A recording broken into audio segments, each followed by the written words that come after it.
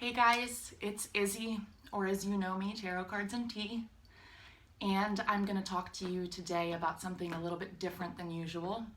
I know this is a spot where we usually talk about tarot, but today I want to talk to you about my disability.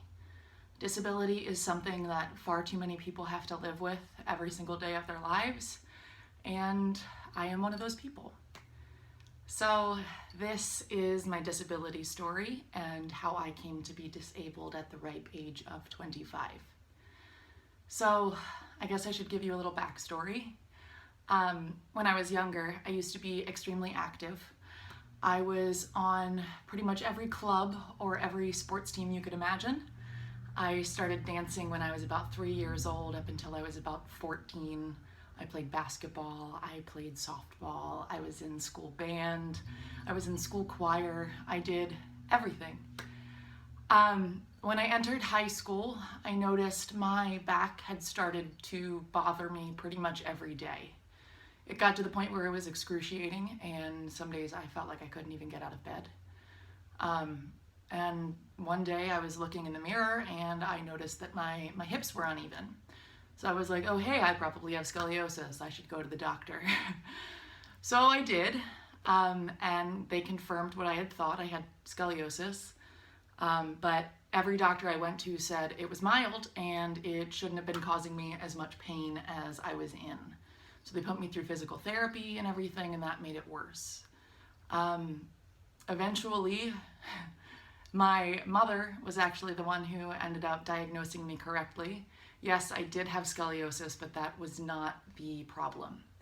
My mother went to a family reunion where one of her cousins was telling her, her daughter had just had what you call a pars fracture. And it's something that is very frequent with dancers and gymnasts and sometimes football players. And basically, it is when your spine fractures itself through constant overextension. So through years and years and years of me dancing and overarching my back in ballet, my L4 vertebrae had basically fractured L5. We went to the doctor, they looked at the MRI, and they said, yep, right there, good job, Mom. So by that point, I think I had been seeing doctors for maybe three years, and they hadn't found it yet. So at that point, we could address the problem. And I went through many procedures that, were temporary pain relievers because, I was in high school. I didn't want to have the surgery until I absolutely had to. And eventually we decided that my senior year at age 18 was when I absolutely had to. It's a very routine surgery. The surgeon goes in, he puts in some rods and screws and fuses your L5 vertebrae to your S1 vertebrae, which is basically the bottom of your back to your tailbone. I also have a condition called dural ectasia, and that is basically an overcollection of spinal fluid at the base of the spine. It can occur in other places, but mine is very low. This can cause your vertebrae to be extremely thin, your tailbone included. And when my surgeon was operating, because my vertebrae were so thin, he said they were actually like eggshells in some places, and his instrument slipped under my vertebrae, and he punctured my spinal column. Sorry.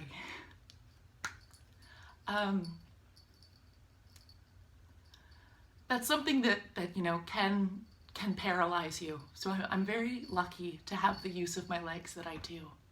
But what ended up happening was I had a cerebrospinal fluid leak, which is the stuff that cushions your brain and spine. And they said, lay on your back for 3 days straight, you'll be fine, it'll heal itself. Well, it didn't. They got me up for physical therapy, and I had the absolute worst headache of my life. And I felt like the entire world was caving in on me, and I couldn't see straight, I couldn't breathe. And instantly everyone told me to lay back down, that my puncture hadn't healed itself. So then they did what you call a blood patch, which is they take your blood, they let it coagulate, sort of scab over and then inject it into the area in hopes that it will attach itself to the puncture and sort of work as your own biological band-aid, so to speak. So then I had to lay on my stomach for a few days in hopes that that would patch, which it didn't. So the last option to fix my spinal fluid leak was to install a spinal drain. They woke me up at like 4 a.m. the next day to take me to surgery. And this is where my hospital story starts to really get scary. The insertion surgery where they put the drain in went fine. Naturally, I lost a lot of cerebrospinal fluid in the process. But when I came out of anesthesia, I couldn't see straight. I couldn't really open my eyes. I had absolutely no energy whatsoever, and I felt sicker than I had ever. And I kept telling the nurses, something's wrong, something's wrong. And they all told me, it's fine. Just close your eyes. It's the anesthesia. That happens to some people. And I'm like, okay, well, that's never happened to me before. So they get me back to my room, and this sickness persists, and I can't keep water down. I'm vomiting every 30 minutes. I can't see straight. Literally the worst headache of my life. I felt like my skull was cracking open. And eventually it got to the point where the pain was too much, and I felt like I couldn't do it anymore. I felt like I was literally at death's door. And at the age of 18, I looked my mother in the eye and I looked my boyfriend in the eye and I said, I'm sorry, I can't do it anymore. And at which point I lost consciousness.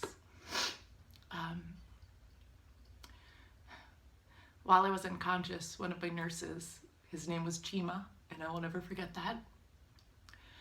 He was, doing his rounds, just checking on everything for me. And he found out that my spinal drain never got turned off. So I was continually leaking spinal fluid for several hours. So I had lost pressure in my brain, and it was not properly supported. And my brain, the way they explained it to me, was essentially sitting on the base of my skull at one point. Again, I'm lucky I'm not paralyzed or brain dead. We had issues with the doctors managing the spinal drain for a long time. When it was all said and done, I was in the hospital for a month, completely bedridden, not allowed to sit up, get up, do anything. I didn't walk until the day before I left for home. I went into surgery at about 145 or 150 pounds. I was a size 8 or 10, depending on which brand. I left the hospital at 102 pounds, and I was a size 0. And that hurt, coming from a dancer. I had extremely muscular legs. I could do anything. And now my technical disability is that I cannot walk for more than 200 feet without stopping for rest. I just don't have the strength. I don't have the stamina. And the real kicker in this situation is that a year later, after the surgery, I started having pain again. So my doctor, said, go get an x-ray, go get an MRI. We'll see what's going on. I go into his office. He puts it up on the little light thingy. And he's like, you're fine. And tells me to leave. Well, that night, I get a call from the doctor's office, and they said, hey, we had a chance to read the technician's report from the facility where I went to get my images done. And their report said that the screw that they had used on the right side of my surgery had fractured. And they said I would have to come back in the next day to reevaluate. And lo and behold, on the x-ray and the MRI, even with the artifact from it, the bright lights, because it's a metallic item, you could see that the screw was in half. So they had to reoperate. So from 2009 to 2010, I had 2 reconstructive back surgeries and, that additional surgery for the insertion of the spinal drain. And to this day, I'm still managing my pain. They don't really know what's wrong with me at this point, other than the fact of what they do know is wrong with me, but they say, oh, that shouldn't be a problem. So right now we're trying to determine if there is an issue at L4 above my operation or at S1, SI, where your tailbone meets your hip joint, which is below my operation. And in order to determine which one it is, I need 1, if not 2, procedures, which basically I go to the office, they put me under twilight anesthesia, they inject some steroids into the area, and if I feel better, that's where the problem is. So I need at least 1 to say, okay, is it this one? Yeah, it's this one, good. But potentially 2, because it could be not the first one they go for, or it could be both. So right now I'm sort of in medical limbo because insurance is not covering my procedures, which they have in the past, but right now they're saying they're not medically necessary, even though that's about my only hope at not being in pain and finding out what's wrong with me so that I can get surgery. So I've been on narcotic painkillers for the last probably 10 years, and honestly, I probably will be for the rest of my life.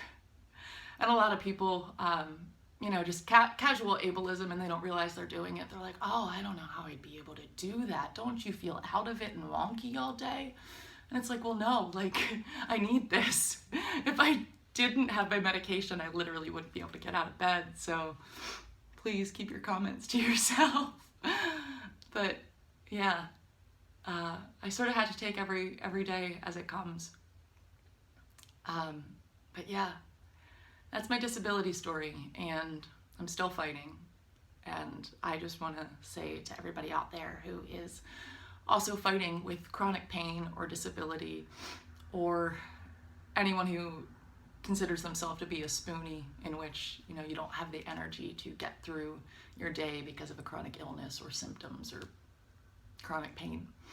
I just want to say that you're extremely brave, because the stuff we have to deal with on a day-to-day basis, just from our own bodies, but then from everybody else out there, those people who say, oh, you don't look sick, or aren't you a little young to be handicapped? It gets to you. So I just want to say to everybody else out there that you are extremely brave, and you can do this, and we can keep fighting. Thanks for listening, and thanks for letting me cry.